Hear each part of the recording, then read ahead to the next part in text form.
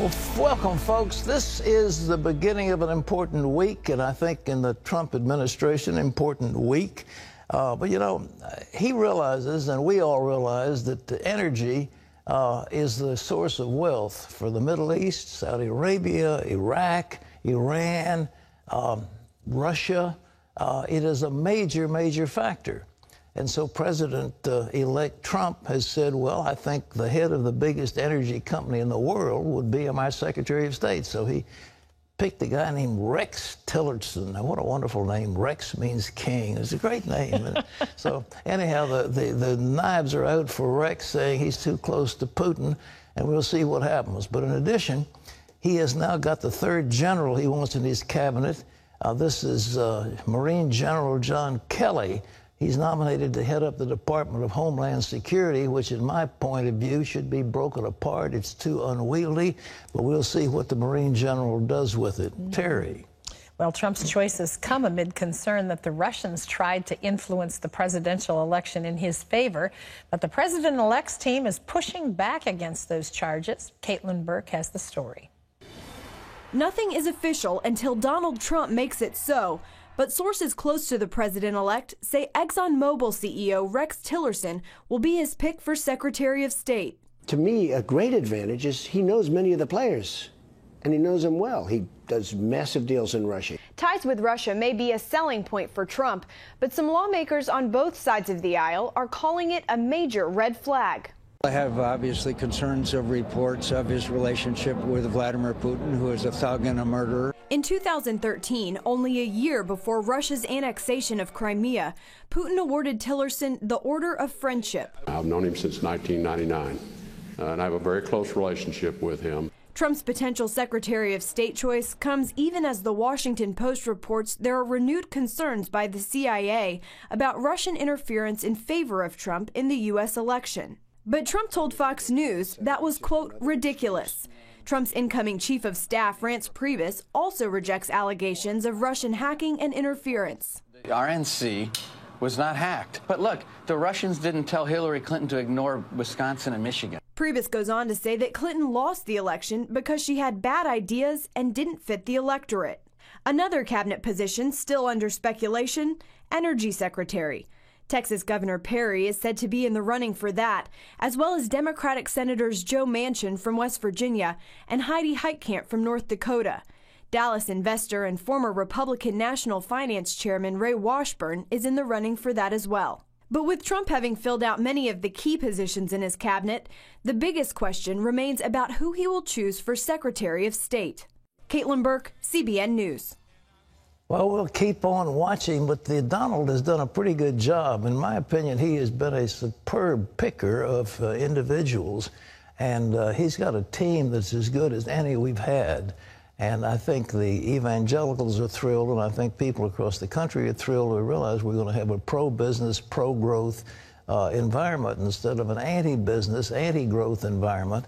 And the optimism is strong, and I'm reading in the paper that people are saying, well, the Dow will hit 20,000. I think it'll go way past 20,000. It's almost there now. And there's a buoyant feeling in the markets because of this Trump lift. Well, Israeli Prime Minister Benjamin Netanyahu was interviewed on 60 Minutes last night, and he says he hopes to work closely with Donald Trump to undo President Obama's nuclear deal with Iran. Ephraim Graham has that. Pat Netanyahu told 60 Minutes he believes Trump's support for Israel is clear, while also mentioning his differences with President Obama over that controversial Iran nuclear deal. He feels very warmly about the Jewish state, about the Jewish people, and about Jewish people. There's no question about that. I had differences of opinion with President Obama, and most well-known, of course, is Iran. Netanyahu also said there are, quote, various ways of undoing the Iranian nuclear deal. Trump heavily criticized the deal during the presidential campaign. Egyptian President Abdel Fattah el-Sisi declared a 3-day mourning period after one of the worst terror attacks in recent history struck the cathedral, which serves as the seat of the ancient Coptic church. And El-Sisi says the attack was carried out by a suicide bomber. As Chris Mitchell reports, the death toll quickly rose to 25, with nearly 50 wounded and no immediate claim of responsibility. Eyewitnesses said a woman planted a bag filled with more than 25 pounds of explosives inside the church. The explosion ripped through St. Peter's, located next to the main Coptic cathedral. This man said the columns were smoldering, people strewn on the floor and on the walls. Everything was broken. Most of the dead were women and children at a Sunday service. One eyewitness said they were children. What have they done to deserve this? I wish I had died with them instead of seeing these scenes. The Coptic Orthodox Church released a statement on its Facebook page saying in part, "As we are bereaved by this violence and terrorism that attacks worshippers, we pray for these martyrs and for the wounded." The Egyptian church stresses on preserving national unity that keeps all Egyptians on Egypt's blessed land. After the attack, demonstrators gathered. They protested against terrorism and demanded national unity. Coptic Christians make up about 10% of Egyptians, and the bombing demonstrated the danger they face.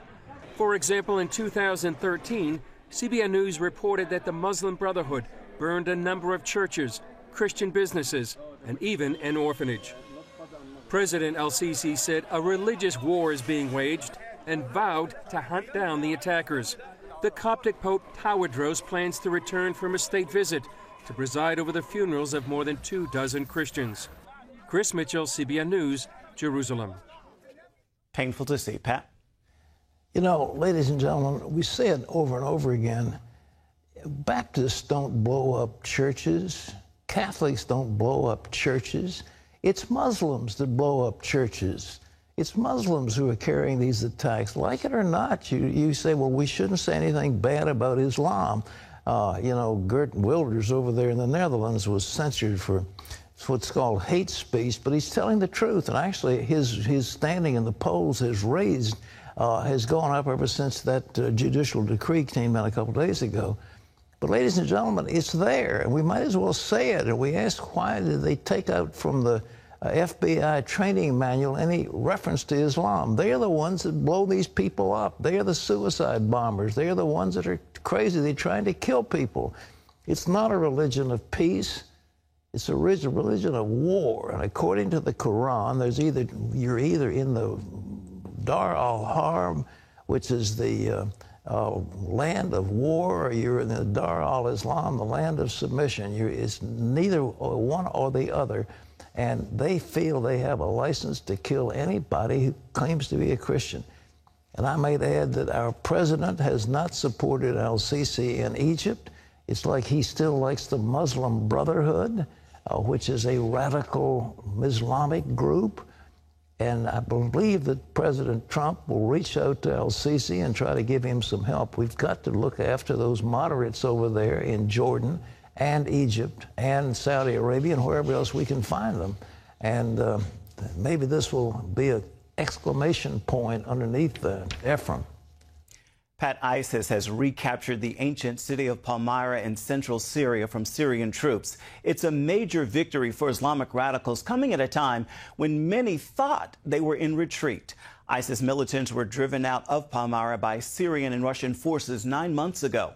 ISIS may have taken advantage of the fact that Syrian government and Russian forces are focused on the battle in Aleppo. Back here at home, a winter storm is sweeping across the Great Lakes and into the Northeast. Snow and freezing rain are slamming the region today, and winter storm warnings have been issued. Over the weekend, the storm dumped more than 6 inches of snow on at least 8 states, causing major problems on the roads, including a 33-car pileup in Flint, Michigan. In Detroit, a flight skidded off the runway. Fortunately, all 70 passengers aboard that plane are safe.